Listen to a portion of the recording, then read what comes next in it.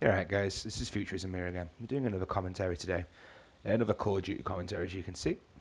Dropping it down on some one-shot urban. I've said before that one-shot's one of my favourite game types, and urban is quite a nice map for it, quite nice close quarters, and I'm playing on a free-for-all as well, which I really do enjoy on one-shot because you aren't relying on any shitty teammates to help you win the objective, shall we say. But this is this game type's very appropriate for what I want to talk about. I've been looking at the YouTube community recently, and some people have talked about map sizes and other similar things like that. And I think I want to address sort of where I stand on what makes a good map. And I said in my last commentary that on Advanced Warfare, I think it's Riot, Comeback, and Detroit are my three favourite maps because they offer basically the ability to use any kind of class in the map. You haven't got to go out and only use an SMG or something like that. You can use your strengths in the map. So if you're a sniper, you've got a spot and stuff like that. I think making a map that does that is very, very, very difficult, and there's so many factors that you won't even think about when it comes to making a good map, because what makes a good map for you doesn't necessarily make it a good map for somebody else. And Call of Duty are trying to make everyone happy, not just you. So you got to understand that there's going to be some maps you don't enjoy. But I think the beauty or the secret to a perfect map is a map that anyone can play, no matter what their preference is, and still be able to enjoy it. Looking at the factors before that people don't think about and what makes a map so difficult to do is just simple things, as in people who try and break them, you know what I mean, or the people trying to find the glitches and map hacks and stuff in spots where you can't get killed. Like, that must take up so much more of their time trying to fix them and sort them spots out, or they're spending that time to develop the map, because there's some people out there who are basically trying to break it.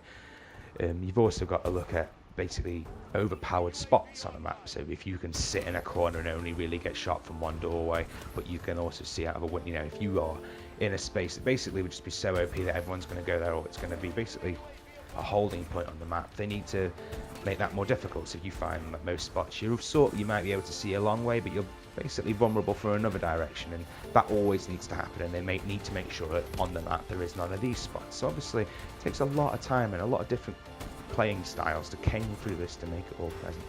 Plus, you remember how fast they get these maps out. I know it doesn't seem fast to us playing them, but if you sat down and tried to make a map like I used to make maps a fair while ago now, you're talking Unreal Tournament 2003 and the original Unreal Tournament. So, and back then it was pretty much Lego building. You were just taking doorways, you know, hallways and stuff like that, and just clicking it around the map. You dropped a few spawns and then off you go. And even back then, you know, I was pretty young. It was very difficult to make a map that basically wasn't something that already existed, you know what I mean? Because obviously you're not remaking textures, you're just using what's already there. But there is so many layouts you can use, and the classic one you find is the standard 3-channel map. You've got left, right, middle channels. They'll have intersecting paths between the two, and you basically have spawns at either end, and they work well for quite a lot of game time. But when you're looking at maps that are being made today on Advanced Warfare and things like that, and new games, they're making HD textures, and I don't know how long it would take, but the amount of detail, quality, and everything else that's in a game now, and I don't know if they have similar map, like they'll have some sort of drop and drag procedure, I imagine, of creating it, but so much of it's going to have to, it'll just take physical, like, you know, man outs, just crazy amounts of input, and then for all that to be done, and that isn't even making the game playable, that's just making the game look nice, you know what I mean? Like, you could have, I remember playing on Counter-Strike Source, yeah, that's it, there's a map called AIM AG Texture 2, and it sounds terrible, but yeah, that's what it was called, and it was a community made map, and it didn't have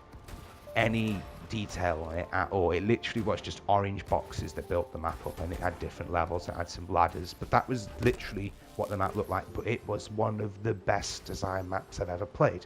So he didn't bother fucking around with all that texture, making it look pretty. He just wanted a map that was playable all the time, and it was incredible. Like, it had high spots, low spots, places you could crouch, you know, flanking positions, and every time you wanted to make some progress, you were taking a little bit of risk, and I think that was really nice about it. I think it's important that all maps are made fair, but they also do encourage teamwork. I'd hate, there's nothing worse than when a map makes a spot that's basically for a lone ranger and it isolates them from the rest of the team, and they really can sort of drag you down or make the like stir the players away from the objective, and that's seen more than anything in Call of Duty. On about Call of Duty's map design, I'd like to look at the new, well, not the latest one, but the most recent one you've got access to on Xbox currently. They did the second DLC where you got 4 of the maps, and one of the maps here is obviously Urban that I'm playing on now. And I think this is a really, really well made map for a small map. It's still a clusterfuck for grenades and kill streaks, but it does allow everyone to have a chance in it, and I think it really does flow quite nicely.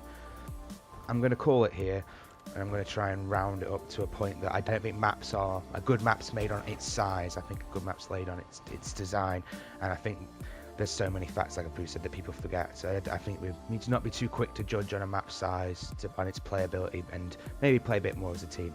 But anyway, I'm going to call it there. Thanks for watching, guys. Futurizm signing out.